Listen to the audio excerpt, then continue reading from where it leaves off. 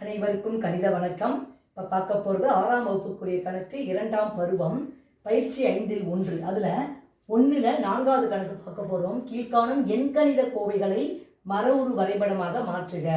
எண்கணித கோவையை மரவுரு வரைபடமாக மாற்ற போகிறோம்.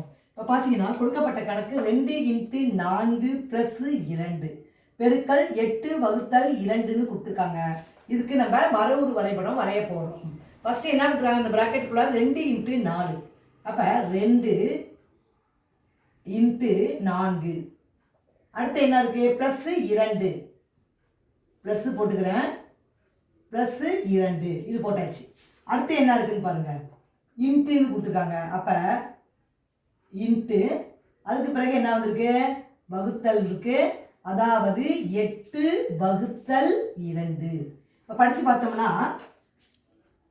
2 ஃபஸ்ட்டு பாருங்கள், 2 × 4 2 × 4 +2. அப்புறம் திரும்பவும் பெருக்கல் இருக்கு இன்ட்டு, அப்புறம் என்ன பண்ணுறாங்க 8 வகுத்தல் 2 8 வகுத்தல் 2. இதை மாதிரி மரவுரு வரைபடம் வரைய வேண்டும். புரிஞ்சுங்களா?